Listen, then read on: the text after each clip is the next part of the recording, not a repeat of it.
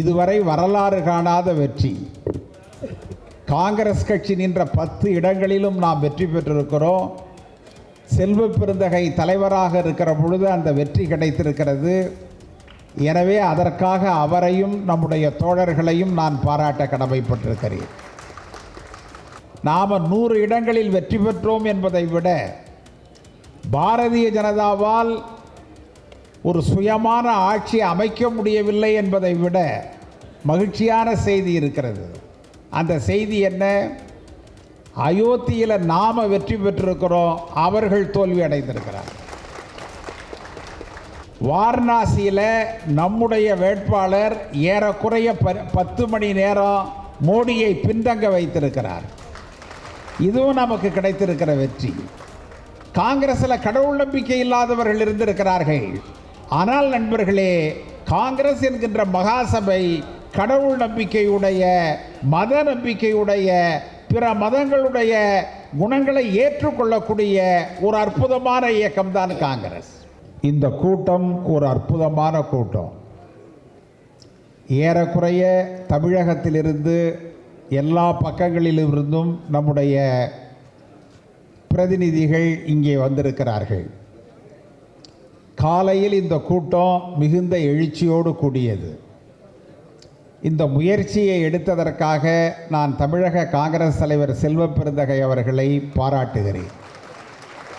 ஏனென்று சொன்னால், இதை போன்ற கலந்தாய்வுகள் தான் ஒரு சிறந்த மன எழுச்சியை தரும், ஒரு தெளிவை தரும் என்பதனை இன்றைய கூட்டமே நமக்கு நிரூபித்திருக்கிறது. மற்றொன்று, சமீபத்தில் நடைபெற்ற தேர்தலில் மகத்தான வெற்றியை நாம் பெற்றிருக்கிறோம். இதுவரை வரலாறு காணாத வெற்றி. காங்கிரஸ் கட்சி நின்ற 10 இடங்களிலும் நாம் வெற்றி பெற்றிருக்கிறோம். செல்வ பெருந்தகை தலைவராக இருக்கிற பொழுது அந்த வெற்றி கிடைத்திருக்கிறது.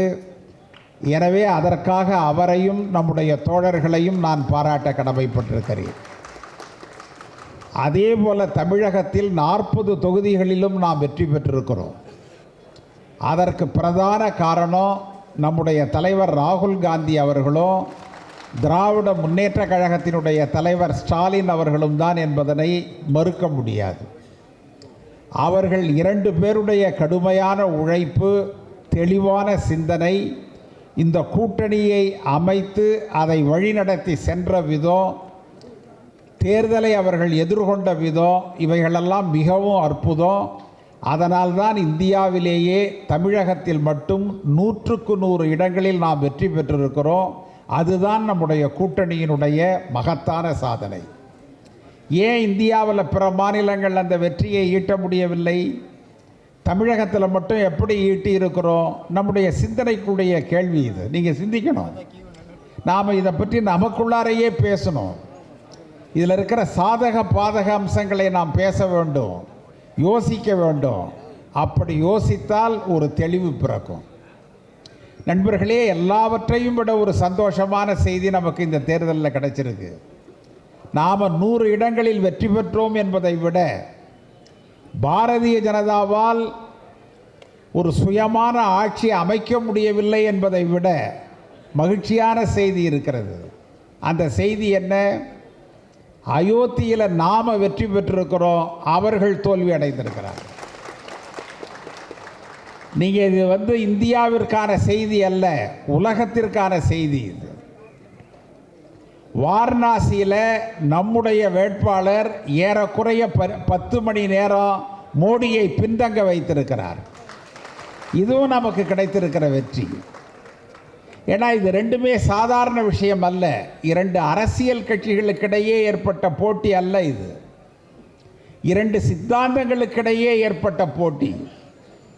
அந்த போட்டியில் நாம் வெற்றி பெற்றிருக்கிறோம் என்று சொன்னால் அதற்கு காரணம் தலைவர் ராகுல் காந்தி அவர்களுடைய அற்புதமான செயல்பாடு தான். நீங்கள் ஒன்றுமே இல்லை, ஒரு 2 மணி நேரமாக இந்த கூட்டம் நடந்தது. எவ்வளவு வாத பிரதிவாதங்கள்! நாம் செய்ய போகிறது ஒன்றும் கிடையாது கடைசியில். ஆனால் வாத பிரதிவாதங்களுக்கு அளவே இல்லை, அவ்வளவு. ஆனால் நண்பர்களே, கடந்த 5 ஆண்டு காலமாக தலைவர் ராகுல் காந்தி அவர்கள் இந்த கூட்டணியை அமைப்பதற்காக பல்வேறுபட்ட கட்சிகளை ஒன்று சேர்த்து ஒரு பொது அடிப்படையிலே அவர்களையெல்லாம் நண்பர்களாக்கி மோடியை போன்ற ஆர்எஸ்எஸ்ஐ போன்ற அதிபயங்கரமான ஒரு இயக்கத்தை எதிர்கொண்டிருக்கிறார் என்று சொன்னால் அதுதான் அரசியல். அதைத்தான் தலைவர் ராகுல் காந்தி அவர்கள் செய்தார். நீங்கள் கொஞ்சம் ரீகால் பண்ணி பாருங்க. கன்னியாகுமரியிலிருந்து காஷ்மீர் வரை, அதன் பிறகு மணிப்பூரிலிருந்து அவர் மும்பை வரை செய்த நடைப்பயணங்களில் எங்காவது அவர் யாரையாவது தாக்கி பேசியிருக்கிறாரா? பேசலை. நீங்கள் அதில் அவர் தெளிவாக இருந்தார். இது அரசியலுக்கான நடைப்பயணம் அல்ல, இந்தியாவில் இந்த மக்களை ஒன்று சேர்ப்பதற்கான நடைப்பயணம். ஜெய்ப்பூரில் பேசினார். உலகத்திலேயே அற்புதமான பேச்சு அதுதான். ஒரே வார்த்தை சொன்னார், செக்குலரிசத்தை பற்றி, மத சார்பின்மையை பற்றி நாமெல்லாம் மணிக்கணக்கில் பேசுவோம். ஆனால் ராகுல் காந்தி ஒரே வார்த்தை சொன்னார், காந்தி ஒரு இந்து, கோட்ஸே ஒரு இந்துத்துவவாதி. நீங்கள் அதிலேயே முடிஞ்சிட்டுது. நாம் கடவுள் மறுப்பாளர்கள் அல்ல, நாம் மத மறுப்பாளர்கள் அல்ல, நாம் இந்து மதத்திற்கோ எந்த மதத்திற்கோ எதிர்ப்பாளர்கள் அல்ல. காங்கிரஸ் அதை போன்ற அரசியல் இயக்கம் அல்ல, அதை போன்ற தத்துவமோ சித்தாந்தமோ நமக்கு கிடையாது. நாம் மனித நேயத்தை மதிக்கிறோம், மத ஒற்றுமை வேண்டும் என்று கருதுகிறோம். நீங்கள் ஒன்று தெரிஞ்சுக்கணும், காங்கிரஸ் என்கிற பேர் இயக்கம் கடவுள் நம்பிக்கையுடைய, மத நம்பிக்கையுடைய, பிற மதங்களில் நல்லிணக்கம் வேண்டும் என்று கருதுகிற ஒரு அற்புதமான கொள்கையுடைய இயக்கம். அந்த இயக்கத்தில் கடவுள் நம்பிக்கை இல்லாத, மத நம்பிக்கை இல்லாத தனி மனிதர்கள் இருந்திருக்கிறார்கள். அது வேற விஷயம்.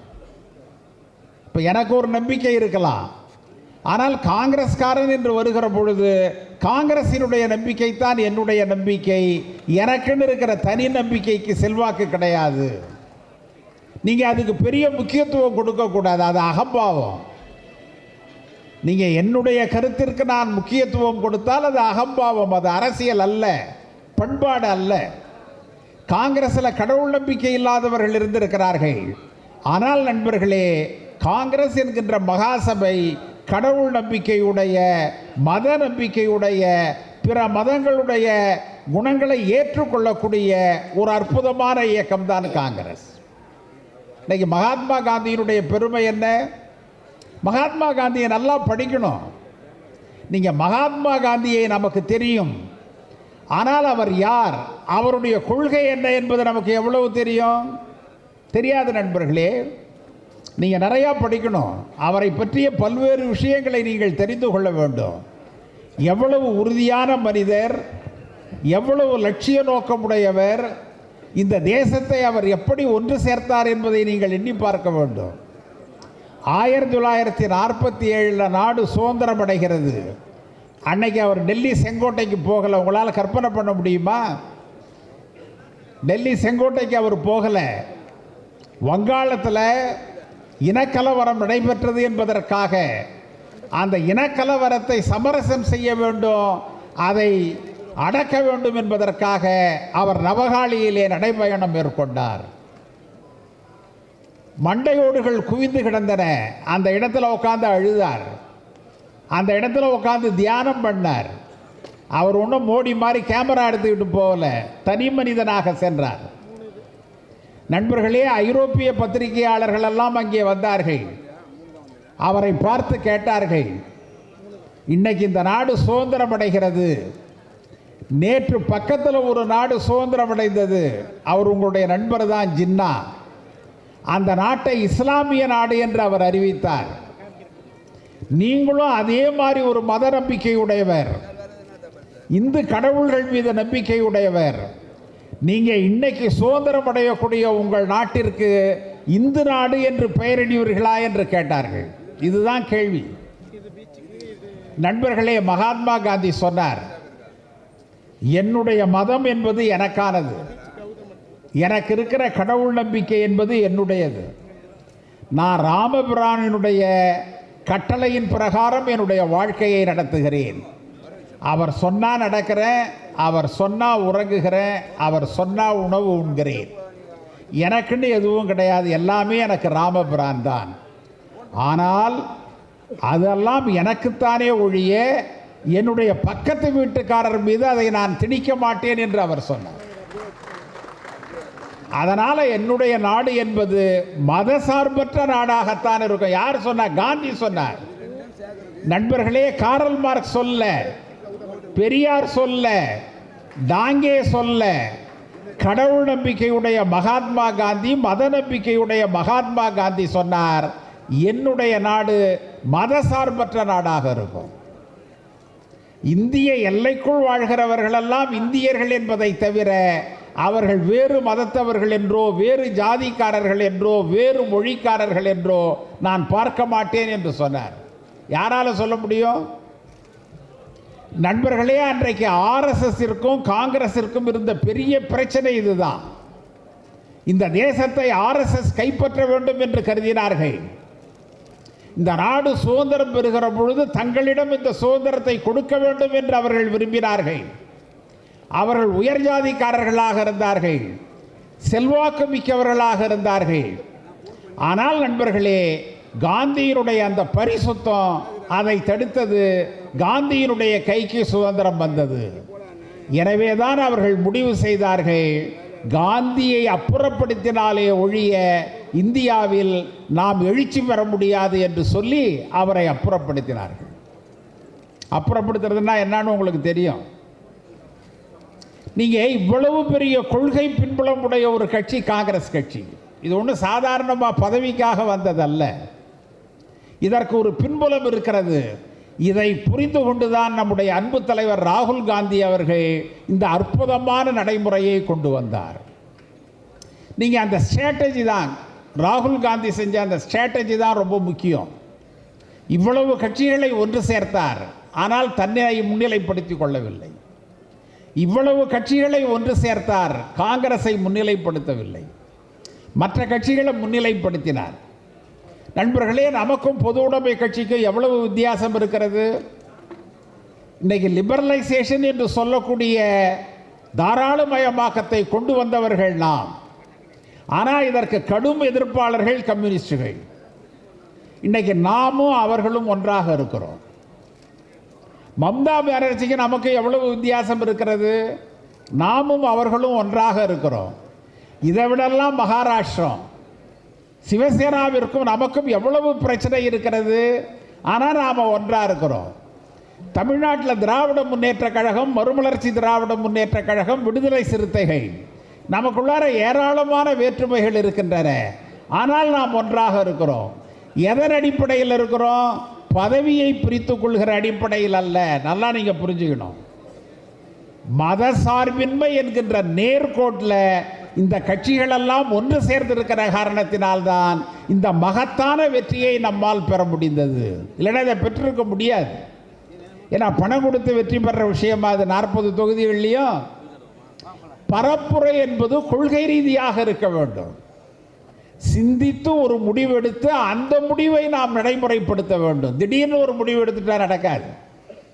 சிந்தித்து முடிவெடுக்க வேண்டும். சிறு குழுக்களிடம் அதை பேச வேண்டும்.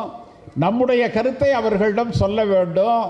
அதன் பிறகு அதை நடைமுறைப்படுத்த வேண்டும். இதைத்தான் ராகுல் காந்தி செய்தார். அதனால தான் மோடியை கொஞ்சம் கொஞ்சமாக குறைக்க முடிந்தது. இல்லை என்றால் முடிந்திருக்காது. ஏன்னா ஆர்எஸ்எஸ் வலிமையான இயக்கம். இன்றைக்கு இவ்வளவு பெரிய வெற்றியை நம்மால் எப்படி பெற முடிந்தது என்றால் அந்த அரசியல் நடைமுறைகள் தான். நண்பர்களே, நம்முடைய நண்பர்கள் வலிமையானவர்களாக இருக்கிறார்கள் இந்தியா முழுவதுமே. இல்லைன்னா நாம் இதை செஞ்சிருக்க முடியாது. இன்றைக்கு நீங்கள் மராட்டியத்தில் நாம் பெற்றிருக்கிற வெற்றி என்ன சாதாரண வெற்றியா? உத்தரப்பிரதேசத்தில் நாம் பெற்றிருக்கிற வெற்றி என்ன சாதாரண வெற்றியா? நீங்கள் இங்கெல்லாம் ஆர்எஸ்எஸும் பாரதிய ஜனதாவும் எவ்வளவு வலிமையான இயக்கங்கள் என்பது உங்களுக்கு தெரியும். ஆனால் அங்கேயும் நாம் பொறுமையாக இருந்து ஒரு கூட்டணியை அமைத்து இன்றைக்கு பாரதிய ஜனதாவை நாம் வீழ்த்துகிறோம் என்று சொன்னால் காங்கிரஸ் கட்சியினுடைய அரசியல் தலைமை அவ்வளவு அற்புதமாக செயல்பட்டிருக்கிறது. இன்னும் சொல்ல போனால் கூட்டணியில் ஒரே சுற்றில் பேச்சுவார்த்தை முடிந்தது என்று சொன்னால் அது தமிழ்நாட்டில் தான். நீங்கள் நான் தலைவராக இருக்கிற பொழுது ஒரு முறை சென்றேன். அதன் பிறகு செல்வ பெருந்தகை தலைவராக இருக்கிற பொழுது அதை சென்று முடித்து வைத்தார். நீங்கள் ஒரே சிட்டிங்கில் இந்த கூட்டணி பேச்சுவார்த்தை முடிந்தது என்று சொன்னால் இந்த கூட்டணி எவ்வளவு அற்புதமாக அமைந்திருக்கிறது என்பதை நீங்கள் யோசித்து பார்க்க வேண்டும். இல்லைன்னா முடியாது.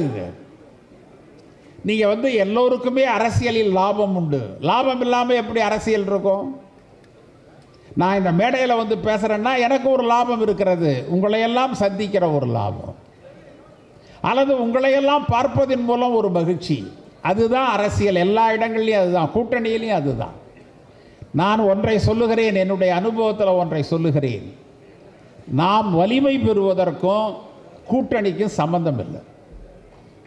கூட்டணி என்பது வேறு, நாம் வலிமை பெறுவது என்பது வேறு. நான் என்ன சொல்கிறேன், நாம் வலிமை பெறுவதை யார் தடுக்க முடியும்? நாம் வலிமை பெறுவது என்று முடிவு செய்தால் யார் அதற்கு குறுக்கே நிற்க முடியும்? உழைத்தால் தான் உணவு கிட்டும், உழைக்காமல் எப்படி உணவு கிட்டும்? வலிமை பெற வேண்டும் என்றால் நம்முடைய அமைப்பை நாம் பலப்படுத்த வேண்டும். பலப்படுத்தினால் உங்களுக்கு இயல்பாக வலிமை வந்துவிட போகிறது. எனவே நண்பர்களே, அந்த இலக்கை நோக்கி நாம் பயணிக்க வேண்டும். பல நண்பர்கள் பேசினார்கள், நாம் தமிழ்நாட்டில் நமக்குன்னு ஒரு வேர் இருக்கிறது யாரும் இல்லைன்னு சொல்ல முடியாது. 50 ஆண்டு காலமாக பெருந்தலைவர் காமராஜரால் உருவாக்கப்பட்ட வேர் அது. இன்றைக்கி நாம் எந்த இடத்திற்கு போனாலும் 500 நண்பர்கள் வருகிறார்கள். அவங்க காசில் நம்ம தங்குறோம், அவங்க காசில் நம்ம சாப்பிட்றோம், அவங்க காரில் போகிறோம். ஆனால் அவங்களுக்கு எந்த லாபமும் அதில் கிடையாது. ஏன் அவர்கள் செய்கிறார்கள்? அவர்களெல்லாம் தேசியவாதிகள் என்பதற்காக செய்கிறார்கள். தேசியத்தின் மீது நம்பிக்கை உடையவர்கள் என்பதற்காக அவர்கள் செய்கிறார்கள். வேறு எந்த அரசியல் கட்சிக்கு அந்த பலம் இருக்கிறது? வேறு எந்த அரசியல் கட்சிக்கும் கம்பேரிட்டிவாக நீங்கள் ரெண்டையும் ஒப்பிட்டு பார்த்தீங்கன்னா 50 ஆண்டு காலம் ஆட்சியில் இல்லாத எந்த ஒரு அரசியல் கட்சியும் ஜீவிக்க முடியாது. ஆனால் தமிழ்நாட்டில் காங்கிரஸால் முடிகிறது. இது போன்ற மேலும் பல செய்திகளை அறிந்து கொள்ள சேனல் 5 நியூஸ் சேனலை சப்ஸ்கிரைப் பண்ணுங்க.